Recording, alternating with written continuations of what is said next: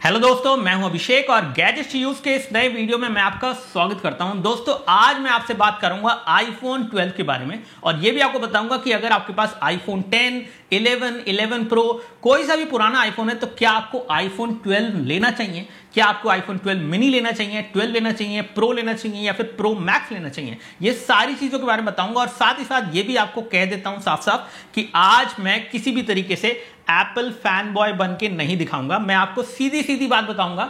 अब मैं Apple fan boy क्यों कह रहा हूं अपने आप को, क्योंकि मैंने आईफोन 2G के टाइम से यूज किया है। ऑलमोस्ट सारे आईफोन खरीदे हैं एक एक करके और अभी करंटली मैं एक आईफोन 11 प्रो यूज करता हूं जो कि मैंने आपको दिखाया।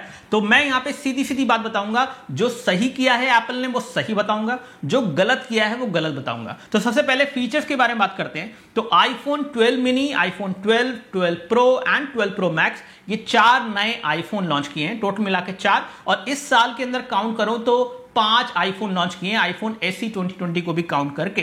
तो यहां पे जो सबसे बड़ा चेंज है आईफोन 12 के सभी मॉडल्स में वो ये कि ये 5G टेक्नोलॉजी पे है। जी हां, 5G टेक्नोलॉजी का मतलब है कि जो आप 4G यूज करते हैं अभी तक अपने आईफोन में, अब आप 5G यूज कर पाएंगे, यानी कि हायर डेटा स्पीड। अब इंडिया के लिए तो इसका कोई मतलब नहीं है फिलहाल, क्योंकि इंडिया में 5G आते आते आई थिंक 2022 तो लग ही जाएगा मिनिमम, तब तक भी ट्रायल वगैरह में होगा 5G। लेकिन आप ये कह सकते हैं कि अगर आप अभी आईफोन 12 लेते हैं तो फ्यूचर में ये 5G रेडी है, जिसमें आपको हाई डाउनलोड स्पीड मिलेगी और पता नहीं क्या क्या स्ट्रीमिंग वगैरह और स्मार्ट टेक्नोलॉजीज, दुनिया भर की चीजें जो कि अभी जिनका कोई मतलब नहीं है। तो as an Indian you don't pay attention to 5G, बस वो फ्यूचर के लिए है। अब बात करें एक और चीज तो कि नई है आईफोन 12 के अंदर, वो ये है कि चारों आईफोन के अंदर अब आ गया है सुपर रेटिना XDR डिस्प्ले। जी हां, इनका ये OLED डिस्प्ले है, जो कि पहले आईफोन 11 में क्या था, LCD डिस्प्ले था, लेकिन अब इन्होंने OLED डिस्प्ले दे दिया है और इसको ये सुपर रेटिना XDR डिस्प्ले बोलते हैं।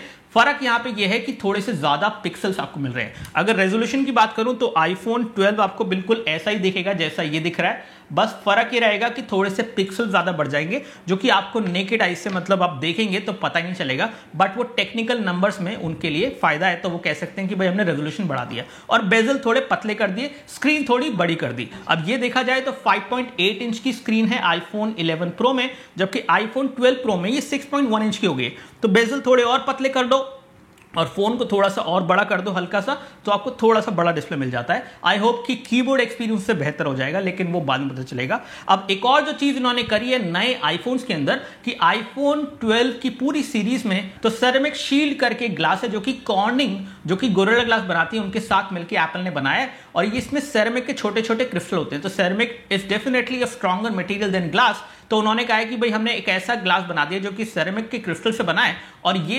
ज्यादा बेहतर है ड्रॉप प्रोटेक्शन में। तो इसमें आपको 4x ड्रॉप प्रोटेक्शन मिलती है। अब 4x ड्रॉप प्रोटेक्शन ये कुछ इस तरह से कहते हैं कि 4 बार अगर आप अपना फोन गिराएंगे ना तो टूटने के चांसेस कम है कंपेयर टू 4 बार कोई और एंड्रॉइड फोन गिराएंगे। अब ये थोड़ा सा टेक्निकली कंफ्यूजिंग है, क्योंकि 4 बार आप अपना फोन क्यों ही गिराएंगे, और 4 बार फोन गिराएंगे तो ये कहना चाहते हैं कि एंड्रॉइड का फोन शायद जल्दी टूट जाएगा जबकि हमारा फोन नहीं टूटेगा, क्योंकि इसमें सेरेमिक शील्ड है। तो ये तो समय के साथ पता चल जाएगा, लोग इसका ड्रॉप टेस्ट वगैरह सब करेंगे और बताएंगे आपको।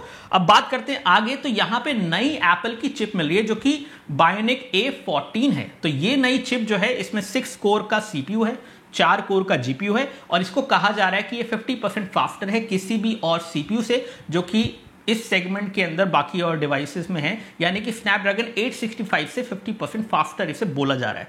वो भी पता चल जाएगा समय के साथ। अब बात करते हैं एक और इंप्रूवमेंट जो है कैमरा के ऊपर। 11 प्रो एंड 11 प्रो मैक्स के जो कैमरास थे वो इन्होंने अपग्रेड करके थोड़े से बेहतर उनका अपर्चर कर दिया है, उसमें OIS बेहतर कर दिया है, 7 एलिमेंट लेंस वगैरह कर दिया है। लेकिन देखा जाए तो जिस तरह का वीडियो आप बना सकते हैं आईफोन 11 प्रो से, कुछ उसी तरह का वीडियो आप आईफोन 12 प्रो से भी बना पाएंगे। तो ऐसे में बस फर्क ये रहेगा कि वहां पे आपको कुछ एक्स्ट्रा मोड्स मिल जाएंगे। तो टाइम लैप्स आप नाइट मोड में बना सकते हैं, साथ ही साथ वहां पे HDR वीडियो रिकॉर्ड कर सकते हैं 60 FPS में विद डॉल्बी विजन साउंड।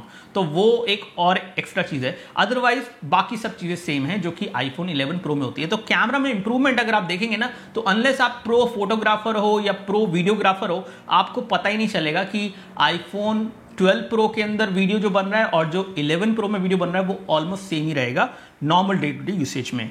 अब बात करते हैं यहाँ पे कुछ और चीज जो कि है नई, और वो है वायरलेस चार्जिंग। अब इन्होंने वायरलेस चार्जिंग जो है थोड़ा और बेहतर की है। पहले क्या होता था, आप अपने आईफोन को वायरलेस चार्जिंग के लिए रखते थे, तो कोई भी वायरलेस चार्जिंग वाला पैड यूज करते हैं तो उस पर अगर टेढ़ा मेढ़ा रख दिया, आपने रात को वायरलेस चार्जिंग के लिए लगाया, सुबह देखा तो फोन चार्ज ही नहीं हुआ, क्योंकि फोन आपने प्रॉपर्ली अलाइन करके नहीं रखा।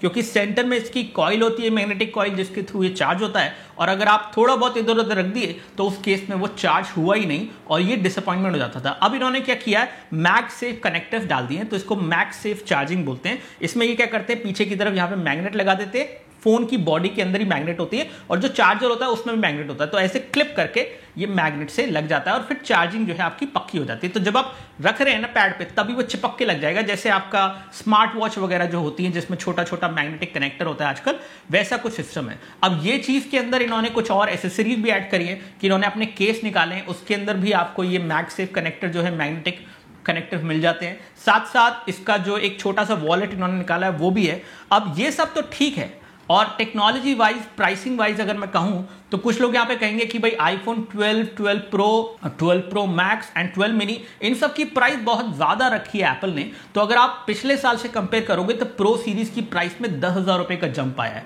और ऐसे ही 12 के अंदर भी अगर आप 11 से कंपेयर करोगे तो कम से कम 10 से 15,000 का जंप है। लेकिन एक चीज आपको समझनी होगी, इसमें 20% कस्टम ड्यूटी है, साथ साथ 18% जीएसटी हो गया, जो कि एप्पल पे भी अप्लाई होता है। तो अगर आप कैलकुलेट करोगे तो प्राइस तो वहीं आ जाएगी। लेकिन प्रॉब्लम यह है कि प्राइस के साथ साथ इन्होंने पैकेज के अंदर कंटेंट्स कम कर दिए हैं। प्राइस उतनी ही ले रहे हैं, लेकिन अब आपको किसी भी आईफोन में, इवन पुराने आईफोन में भी आपको ना तो चार्जर मिलेगा ना ही ईयरफोन्स मिलेंगे। अब ये मुझे समझ में नहीं आया, और ये बिल्कुल गलत बात है कि ये इन सब चीजों का पैसा ले भी रहे हैं और आपको दे भी नहीं रहे हैं। ये एक ऐसी चीज है जो कि मैं कहूंगा कि बिल्कुल अनएथिकल है एप्पल के पार्ट पे। अब इस चीज के लिए चाहे कोई कुछ भी कहे, जो गलत है वो गलत है। और इस केस में ना सिर्फ नए आईफोन्स में आपको चार्जर और हेडफोन नहीं मिलेंगे, पुराने में भी नहीं मिलेंगे। यानी कि अगर आप 11 लेने जाओगे ना अभी, उसमें भी आपको चार्जर नहीं मिलेगा, उसमें भी आपको हेडफोन नहीं मिलेंगे। अब सोचो बिना चार्जर के आप अपने फोन को चार्ज कैसे करोगे? तो इन्होंने यहां पे दिया है एक USB-C टू लाइटनिंग केबल, जो कि आप लगा सकते हो और उससे चार्ज कर सकते हो। अब USB-C आप किस में लगाओगे?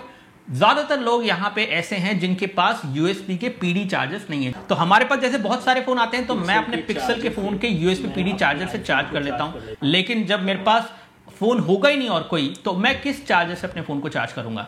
तो ये प्रॉब्लम बनी है। तो उस केस में आप चार्जर तो अलग से खरीदोगे। इनका ये सिंपल फंडा है कि भाई एप्पल कहता है कि हमारे बॉक्सेस पतले हो गए तो एक ही ट्रक में ज्यादा बॉक्सेस आ जाएंगे, एक ही ट्रक में ज्यादा बॉक्सेस आ जाएंगे तो शिपमेंट हमारे कम जाएंगे, जितने ट्रक जाते हैं तो एनवायरमेंट बचेगा, ये होगा वो होगा। एक्चुअली में ये कहना चलो ठीक है, लेकिन जब चार्जर बंदा अलग से खरीदेगा तो वो भी तो एक अलग से बॉक्स हो जाएगा। तो एक फोन का बॉक्स, एक चार्जर का बॉक्स, और ये दोनों बॉक्स मिलके ज्यादा जगह नहीं लेंगे शिपमेंट के अंदर। ये नहीं समझ में आया इनको। और बात ऐसा नहीं है कि इन्होंने चार्जर बनाने बंद कर दिए।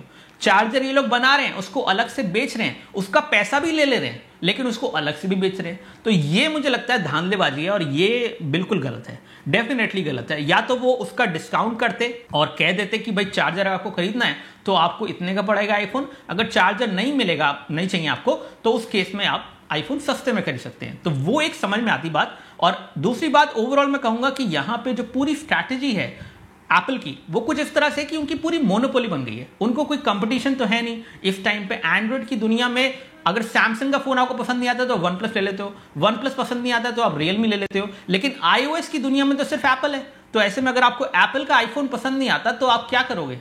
दूसरा फोन ही लोगे ना, वो भी एप्पल का आईफोन ही होगा ना, और चार्जर तो आपको दोनों में नहीं मिलेगा। तो आप क्या कर लोगे उस केस में? तो ऐसी ही मोनोपोली इन्होंने अपनी iOS के अंदर बना ली है, और ये बिल्कुल गलत बात है मेरे हिसाब से। तो ये थी आज की सारे अपडेट्स जो कि आईफोन 12 सीरीज के फोन्स के साथ मैं आपके लिए लेके आया हूं। मुझे उम्मीद है ये वीडियो पसंद आया। अगर ये वीडियो आपको अच्छा लगा है और इसमें कुछ ओपिनियन आपको सही मिला है तो प्लीज इस वीडियो को लाइक कीजिए, चैनल को सब्सक्राइब कीजिए, और इस वीडियो को शेयर भी कीजिए ज्यादा से ज्यादा लोगों के साथ, क्योंकि अगेन जो गलत है वो गलत है।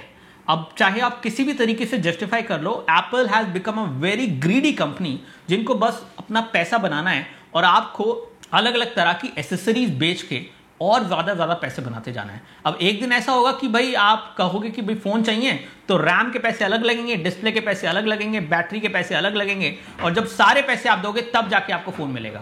और हो सकता है कि सारे पैसे देने के बाद भी कुछ चीजें हटा दी जाए और आपसे बोला जाए कि इनको अलग से खरीदो, पैसे तो हमने ले लिए लेकिन आप उसको दोबारा से खरीदो। चार्जर एक इंपॉर्टेंट चीज है। अब जब आप अपना फोन बेचते हो तो उसका चार्जर उसके साथ चला जाता है।